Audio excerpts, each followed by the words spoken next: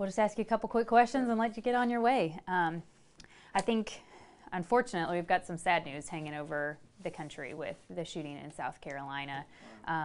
Racial tensions have been high. They kind of spike up and down and all over in different areas. And with this one, the words hate crime coming out and being called that, how do we ease racial tensions?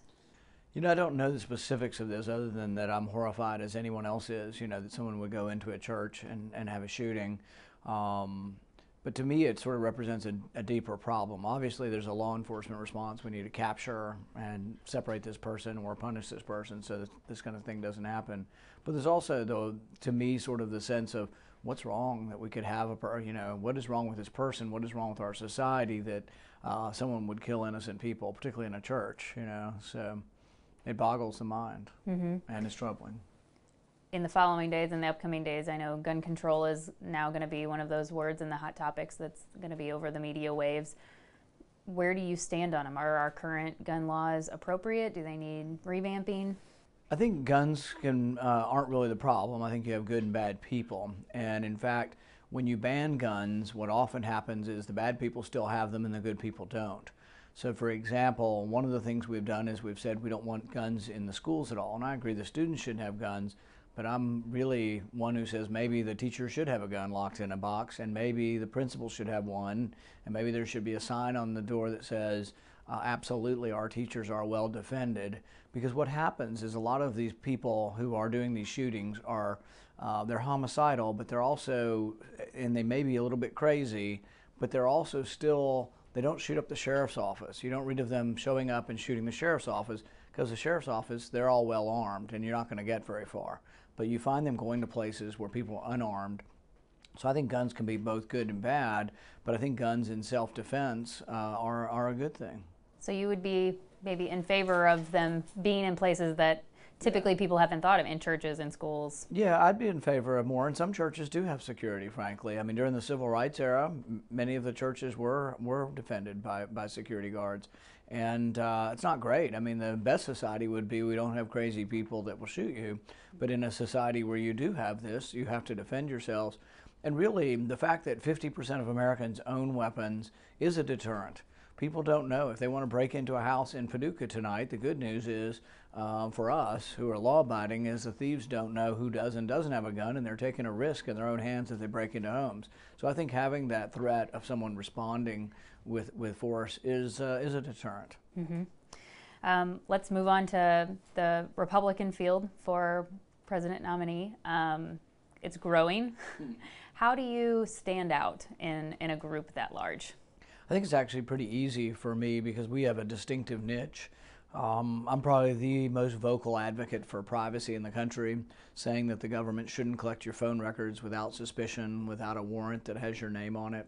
I've also been a loud voice for saying that not every war is a good war, that war should be the last resort, and that when we go to war, we need to have a clear-cut purpose and strategy, and that sometimes, like Hillary's war in Libya, I think she made it worse. Both President Obama and Hillary, by toppling Gaddafi, it's led to a failed state. Our ambassador was assassinated. Our embassy has fled.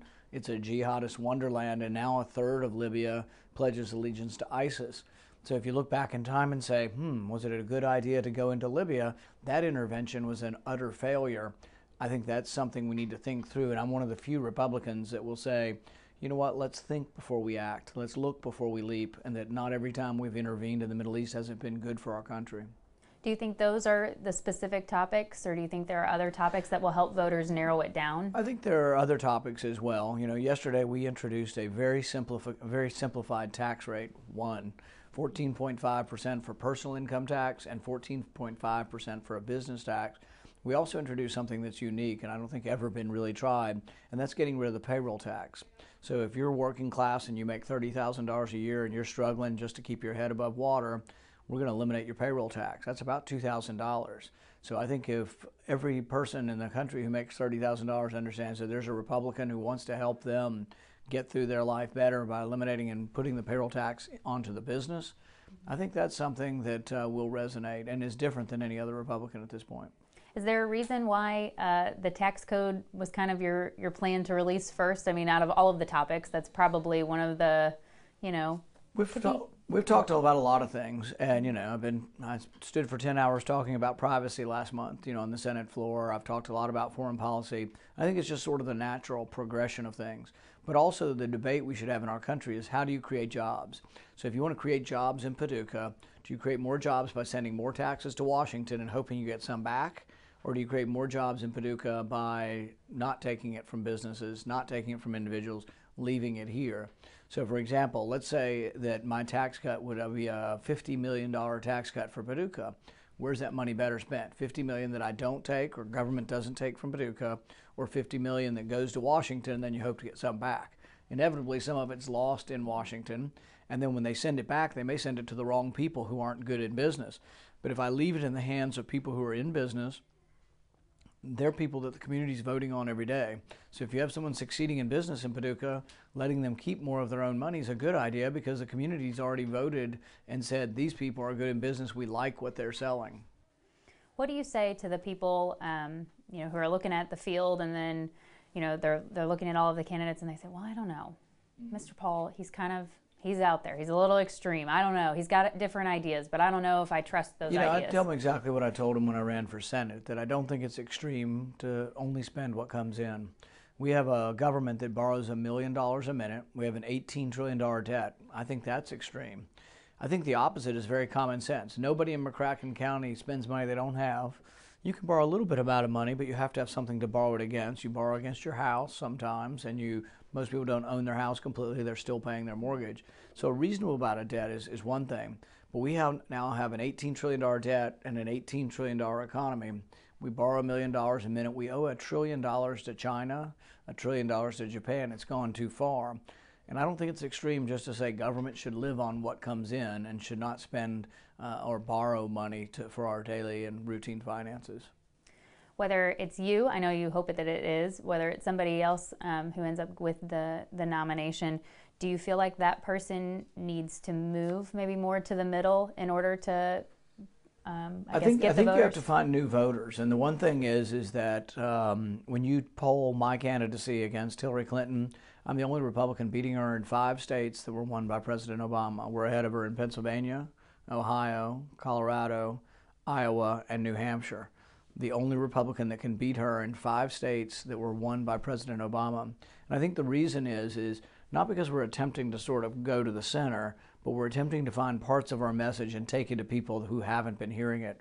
So I spent last week on the south side of Chicago in Englewood talking about how economic enterprise zones, economic freedom zones would reduce taxes and help to stimulate their neighborhood. I talked about school choice, how public schools, many of them are good. I went to public schools, my kids have gone to public schools, but some of them aren't so good in some of the bigger cities, and schools aren't equal, and they need to be equal, and they need to be better.